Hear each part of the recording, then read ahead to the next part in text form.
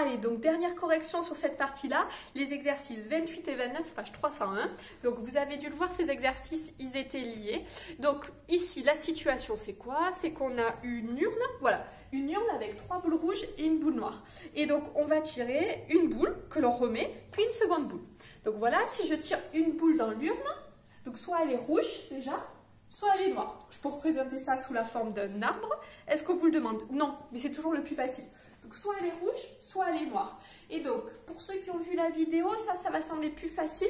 Pour ceux qui ont lu plutôt le livre, je trouvais que c'était un peu moins clair.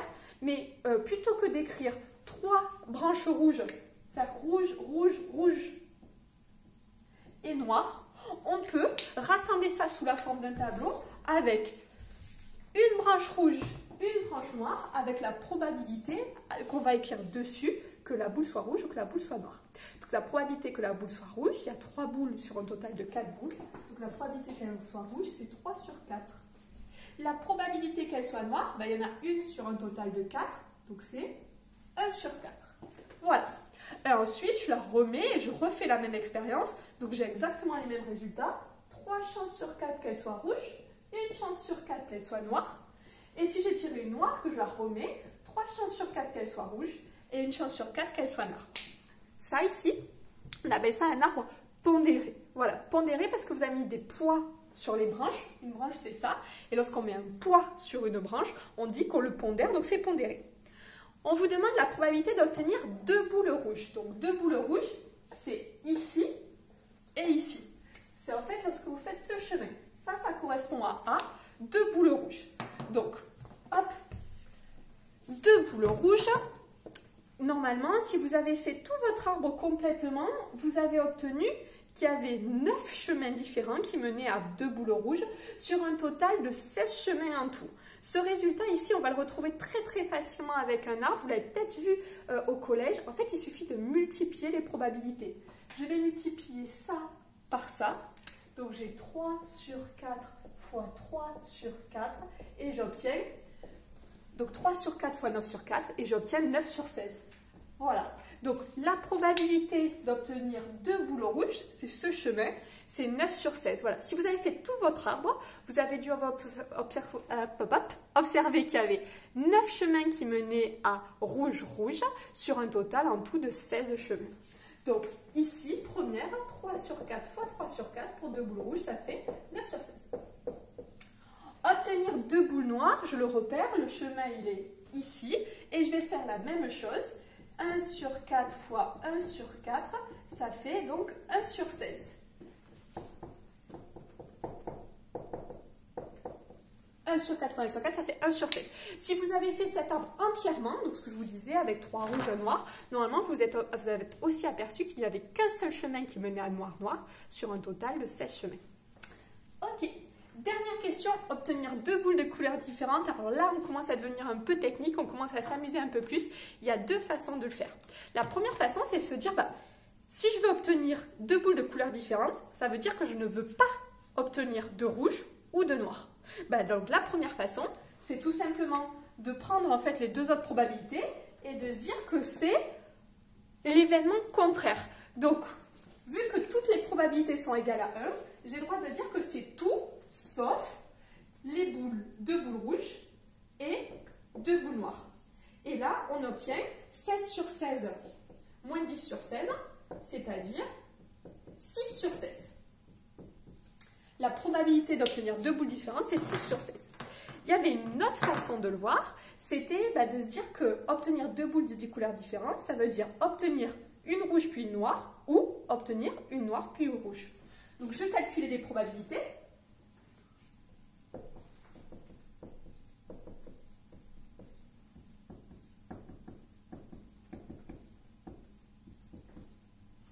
Donc je calcule les probabilités en multipliant les branches qui constituent le chemin.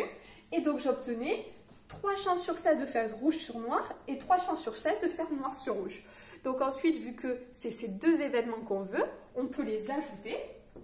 Donc 3 sur 16 plus 3 sur 16 et on obtenait 6 sur 16. Voilà, on obtenait le même résultat. Donc, 2 façons différentes, vous pouvez choisir celui que vous voulez.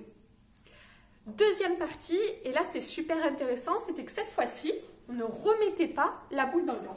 Alors, qu'est-ce qui se passe?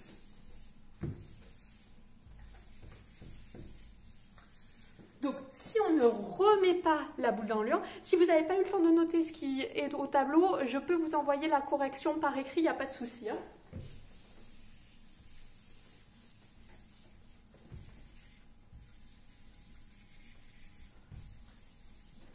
Alors, je n'efface pas la première partie rouge et noir parce que c'est exactement pareil. J'ai au départ 3 chances sur 4 de tirer une rouge et 1 chance sur 4 de tirer une noire. Imaginons que j'ai tiré une rouge et je ne la remets pas. Donc, mon expérience ici, voilà, j'enlève une rouge.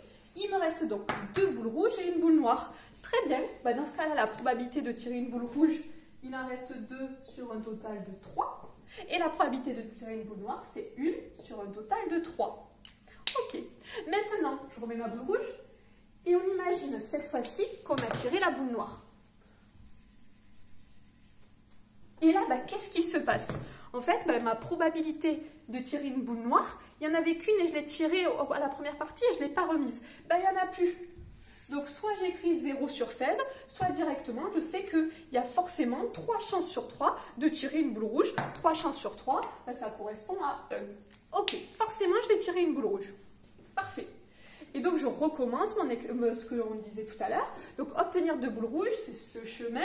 Je multiplie les probas. 3 sur 4 fois 2 sur 3. Donc je multiplie les probas. 3 sur 4 fois 2 sur 3. Je peux simplifier par 3. Ça fait 2 sur 4. Et 2 sur 4, ça fait 1,5. Ok, donc ici...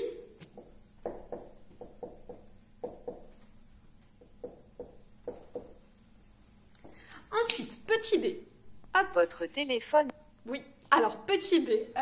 Obtenir 2 boules noires. Obtenir 2 boules noires, mais ça n'apparaît plus. Oui, logique, il n'y a qu'une boule noire. Et cette fois-ci, vous ne la remettez pas. Donc la probabilité d'obtenir 2 boules noires, c'est ce qu'on appelle un événement impossible. C'est impossible. Et comme les probabilités des événements impossibles, c'est toujours égal à 0.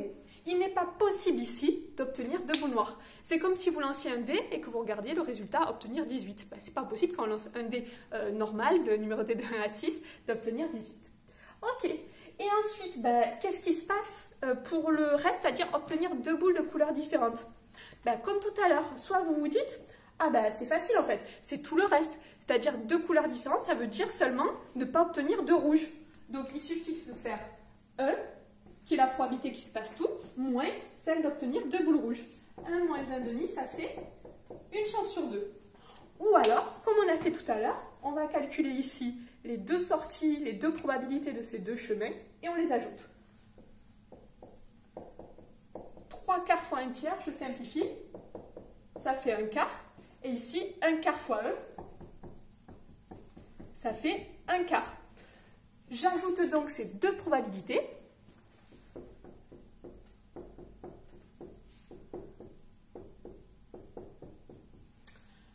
1 quart plus 1 quart, j'obtiens donc 2 quarts, et 2 quarts c'est 1,5. Voilà. Allez, c'était la fin donc de ces exercices un petit peu basiques. Alors je ne vais pas vous mentir, ça va se compliquer un tout petit peu au niveau en termes de calcul.